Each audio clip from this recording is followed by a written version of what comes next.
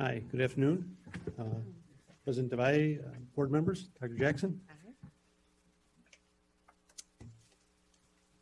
So as we reported before, the case volume coming in for the adult on student misconduct cases, sexual misconduct allegations are fairly stable. There was 2.9 a day, so basically 3 a school day.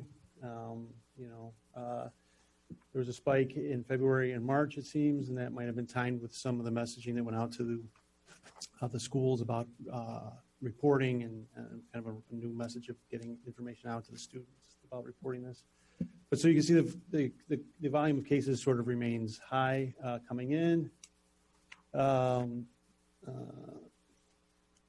our current case status, we've closed 35% of our cases. 17 cases are substantially closed, and then 48% of our cases are still active. And substantially closed means that the investigations are basically completed, and they're awaiting write-up by the legal section and get those out the door. So the closed cases, we're continuing to make a dent. The numbers better than it has been, 35%. And so, I mean, that's been the challenge we reported on before, is that we're trying to close the cases at the rate they're coming in.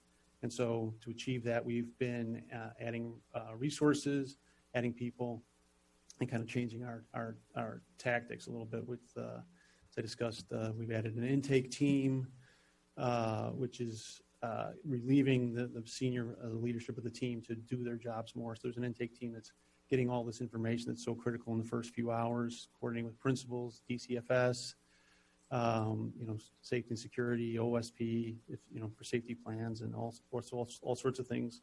And then getting enough information to make a recommendation about whether somebody should be pulled or not, and then having the subsequent discussions with CPS side about whether somebody should be pulled. That's all very time intensive, and that was causing kind of a bottleneck at the beginning. So we've kind of we're having an intake team sort of do a lot of that and do some of the preliminary checking on the subject to see if that person, is he known to the IG, is he known to the body of cases from before that law had done, is that person known, and what's that, and we're pulling those reports. And so a lot of sort of administrative building sort of a preliminary investigative packet that we can hand to an investigator as one piece of the puzzle. And then we've added significantly more legal staff to help investigate or get the cases written up, help with quality control, ask all the follow-up questions with investigators, make sure that we have it right. These cases are often very nuanced, and sometimes they need follow-up, additional questions, and clarification. And so that's where we're adding staff. And so, as I've said all along, we are investigating all of these cases. We're not referring any of these cases back to principal or anyone else. We're investigating them ourselves, and we think that's warranted in light of the trade series, and make sure that these are not mishandled any further, and to make sure that there's people are identified, and even in cases that there's not an actual sexual allegation sustained, but we want to be track of repeat offenders and see that we can make sure we're analyzing things and make sure that people who are getting a lot of complaints, we can be aware of that, and they're not just being marked, not sustained and moved on. That if there's a growing problem, we can be aware of that. So the 160 closed cases, not substantiated, were 116, substantiated 44, 2 involving actual sexual misconduct, both police involved cases, 6 sexual harassment or gender discrimination cases, and 36 other non-sexual CPS policy violations, including improper electronic communications and other unprofessional or inappropriate conduct. And so it's a good time to talk about what our categories of cases are, especially for the new board. This information has been reported by our office in the past, but these are general breakdown of the categories of cases. So sexual act is penetration, sexual abuse is physical conduct for sexual gratification, groping, fondling. And then we have sexual comment, grooming, and groomings could be, a lot of people can define it differently. We're meaning it to mean actions that break down inhibitions for the purpose of sexual conduct. And there's sexting, there's touching, less than sexual abuse. So sometimes there's touching of, it's unclear what the nature is, but a student feels uncomfortable about it. Sometimes it's repositioning a child, touching a child on the shoulder, arm, things like that. And then, as we'll talk and see in the next few slides, a big amount of our cases involve what we've called concerning other, kind of just referred to as these creepy cases. They involve leering,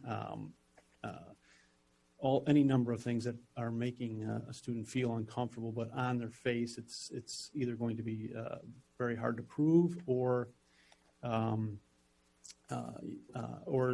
it's not clearly sexual. A lot of these cases sort of involve an inference or two to sort of get there. The kind of classic example we've had so far is teachers looking over glasses while he's reading roll call, apparently looking at girls more than boys. And so, it's very hard to quantify or make real clear conclusions about a case like that or similar cases oftentimes. And then there's a category of student on staff inappropriate conduct. So our office is investigating that. Sometimes a teacher reports that there's students behaving inappropriately towards a teacher. That's not a huge number of cases. And then we have a category for outcry about old IG cases, or old conduct. I'm sorry, not old IG cases, old conduct that happened before we took over on October 1st. So this is just sort of a pie chart and sort of a lot of information there. But you can see that this other concerning is sort of that big blue area is 45% of the cases. And so, those cases do present the challenge because, we clearly have a student who is feeling uncomfortable, and then we've got very, very, very ambiguous sort of outward actions that are sort of proving what the intent may or may not be. Sort of is difficult. It often involves interviewing other students, kind of neutral people, other staff, so that they tend to be pretty time-intensive cases too. This is a breakdown by elementary school. You can see it sort of, roughly compares to the last chart we saw. It's available to read. It's available publicly. I don't know that we need to go through each category. Again, by high school. So again, you can just see this blue category just sort of dominates all these charts. These other concerning cases are just there's high school or elementary school are a big percentage of the cases. The actual sex act cases, is a relatively small portion. So, that's, and the sex abuse. So these are, 7-9% kind of numbers, as opposed to the vast majority of what's coming out of these more ambiguous, very sort of ambiguous cases. So here we have cases by grade school, or a grade level. High school, 229 cases. Elementary school, 225 cases. And a small amount of cases we don't have enough information to know where they happen. And so this is sort of breaking down the information in a little different way and adding a little more information. But elementary versus high school allegation rates.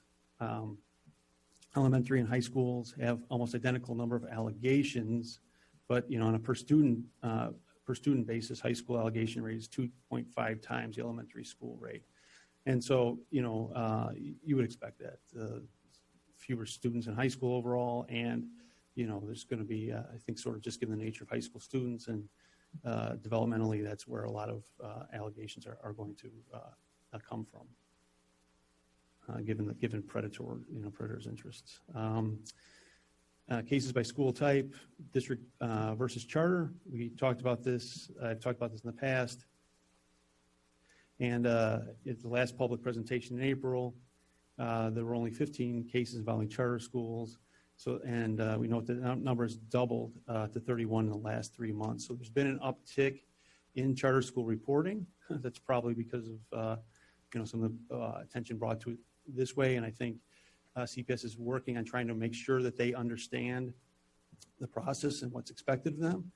And there's still continual. So I think there's currently working on getting the message out to them, and I think that's underway. And I think there's a bigger initiative to try to get a written understanding between CPS and the charter schools about what they're going to do and what's expected of them in that regard. I'll just elaborate a little more. In April, as I said, we expressed the concern that charters were not, they're reporting less frequently than districts.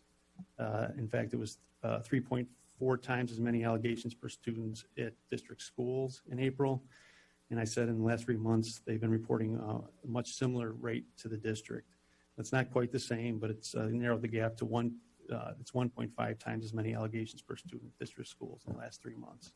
So that's positive progress overall. When you consider back to October 1st, it's still, the rate is still 2.3 times higher, but that's sort of just because, just the last 3 months, law of averages, last 3 months can't overtake what had happened before, but there's signs in the last that certainly we're catching up, and hopefully we can narrow that gap completely, going to the next year.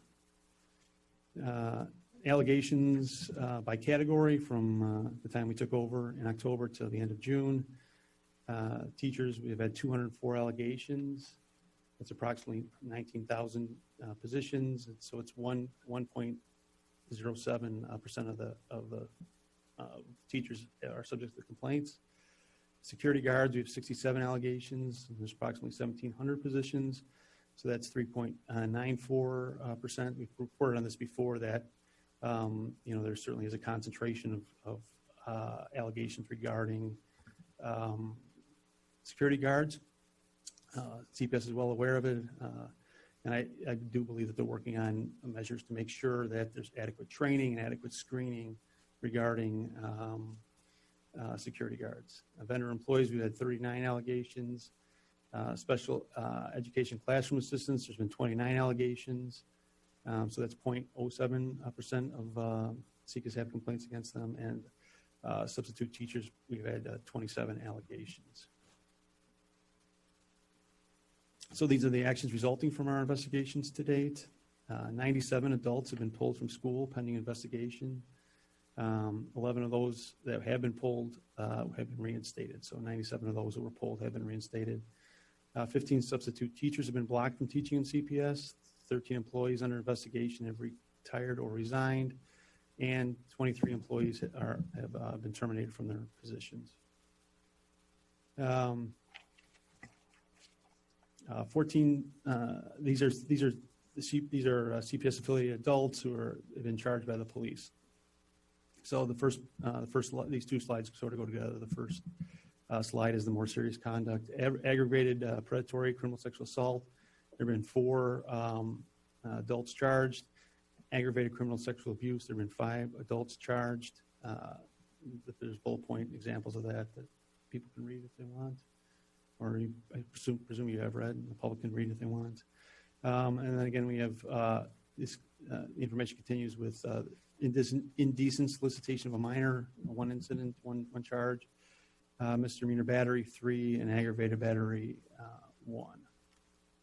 So that's basically concludes my report. I'm certainly happy to answer any questions you have. Questions, comments? I want to. Yeah, go ahead. So the theme on the security guards, what are we doing about it proactively to mitigate that? Well, as I understand, I think you'll have to talk to Jay Dean and the educational side a bit more. Jay Dean. Maybe Jane. All right. Thank you for asking that question. So this is something that we have been monitoring and have been planning over the past several months. To start with, we're doing improved training. So last year we did do sexual abuse prevention training.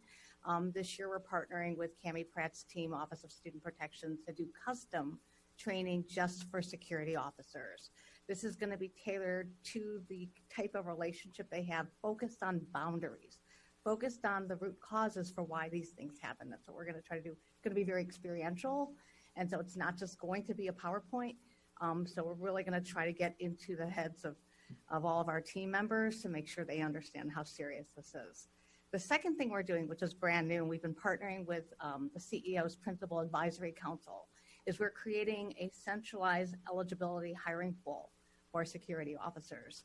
This is something that we've never had for security officers. What it means is we're going to have the pool come through. My team security experts are going to be interviewing and pre-vetting these candidates. It will still leave the ultimate choice to the principal to choose who they wish to hire, but we will make sure that they have all met our eligibility standards. If a principal has a candidate they wish to have considered that's not in our pool, we will then pull them into our process and review them for vetting. Great. That's great that the principal still has the final decision. However, if they're not getting this, can you make sure that this kind of report gets to all principals so they know why we're doing what we're doing, and ensuring that even if they make a discretionary, to rely on the experts on the screening part of the process, so they extra judicious assessment before they make a decision that goes counter to what we might be recommending. Yeah, so one partner I didn't mention, and I'm very sorry, I didn't mention the partners in the talent office. Sorry, Matt. The talent office has been a very big part of this. A principal will not be able to hire their own security officer without going through this process. All of the positions will be posted through our centralized process. So they will not be able to post their own security. So that will help avoid any sort of workaround. At the same time, again, through the Principal Advisories Council, we have gotten really positive feedback from the principals, and we're planning to do an entire education process, such as a webinar and other communication around making sure that they understand the process. Thank you. With the Office of Student Protection training school representatives in the charter schools, do you anticipate an increase in reports from the charter schools, or? Well, I think so. I think anytime more people become aware of this, we will expect more people become aware. There'll be we think there is probably underreporting. There probably always will be some amount of underreporting, but we are trying to get a better change the culture about education and reporting, and so we don't think we're done with that. We do expect an uptick again. Yes. And your office has the capacity to handle potential additional cases? I think we're sort of getting our sea legs finally, and that's a constant point of discussion with my team about whether we have enough resources. And so I think we're going to, we'll evaluate that over the next couple months. But with the intake team, the added resources, we are in the process of streamlining the reporting process for some of the less concerning cases. So I do think we will be, and we still have a few more hires to go. We're not quite fully staffed. So I think a combination of being fully staffed, once we have like a years of experience under our belt, and I do think we're pretty close to having the right amount, the right number for this. So I think we're good now, and if we think we need something, we'll let the board know pretty quickly. But you feel that once you're fully staffed, you will be adequately staffed? Qualified, yes. Okay.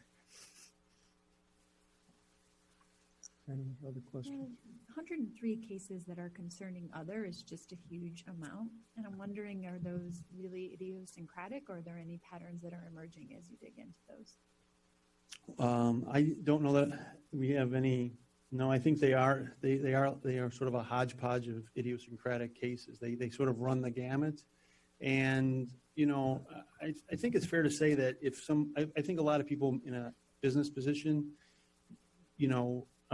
might not investigate these cases, because I think it does take an inferential step to see it. You're believing the child's uncomfortable, and then you're trying to figure out what's going on here. But I think a lot of other entities, just because of business constraints, might be choosing to not do anything with those cases and just say they're not rising to the level of this, or kind of farming them out to be investigated kind of summarily in some other fashion. And so, I've had a lot of discussions with the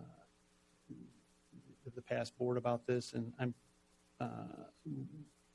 we are of the same mind, really, that we should be dedicating a fair amount of resources to looking at these cases, just so that we can, have an understanding about what's going on. And maybe it will be a point in the months down the road, maybe it's a year, maybe it's 18 months, that we can say, okay, here's more hard data about this. This is how much time and money we've spent on these cases, and these are sort of the results. And then I think it'll be a decision for the board and everybody else to say, do we want to keep doing this? Is there a better way to do this? But I think for right now, we want to make sure we're covering these. We want to make sure they're sort of fully investigated. And, what's known about it is being documented. Reports are being issued. We're issuing reports, written reports, whether a case is sustained or not sustained. And, so if people, if a teacher is, I hate to say it, I went through schools, you have, you're bound to run across an odd or an idiosyncratic teacher sometimes. And, is there bad intent there, or is it just simply the person's just kind of, there's something odd or, about the way he interacts with people or he or she interacts. And so is it a training issue? Maybe if the person's sort of been looked at, I think it'll be the case that people who get lots of complaints will get more treatment, even if it's sort of they've been not sustained in the past. And hopefully the goal here is to say what's going on here, and if it's not sexual, then what is it? And is it a training issue? Is it something that can be corrected? And ideally, stop this and stop having people, feel uncomfortable about what's going on. Just to be clear, my framing it as idiosyncratic was not meant to minimize it or to say that we shouldn't be looking at it. I agree totally with that. And, it's hard to pick a word, that's the right word for this. And so they are other concerning. That's sort of where we are. But some these creepy or idiosyncratic, they sort of work as a rule of thumb. But, to be clear, we are, I think that's what I was just saying. We are taking these very seriously. We don't, the risk of missing something here or dismissing half of these complaints just because, on their face, they sort of look like they aren't likely to pan out or be provable. That's not our position right now. We are taking them seriously. And we're hoping to learn more about, I think, what can we say about this once we've had more, a bigger body of cases and, we have a chance to digest it and analyze it. We should have better answers about what's going on there. I have a follow-up to Amy's question. How much support do you have sort of on the ground from the schools where these other allegations are coming from in order to investigate and to get at the bottom? Because I agree with Amy and with you that because they seem sort of not provable, by and a high large, percentage of them could be, by and large, the schools have been very cooperative, and so our investigators are working with the schools, getting information, scheduling interviews, getting permission from parents to talk to children. So, we've been getting a lot of support. Just a question for maybe down the road sometime is, should there sort of be, somebody other than the principal to sort of be the dedicated point person for these contacts that might, make it more streamlined. So I think sometimes we're dealing with people other than the principal, but primarily it's the principal. Is that? Assistant principals and counselors, but it might be, it might streamline the process and make it more clear if there was, duty was assigned to somebody who maybe wasn't as busy as the principal. Would the new Title IX representative at each of these schools play any role in this? Well, I think potentially. I think I haven't given a lot of thought to that, but I think that's an obvious person. I don't know enough about what that role will entail to know if they have, how much time they'll have for that. But that would be an obvious choice to explore. Yeah. Okay. Well, thank you very much Thank you for the report.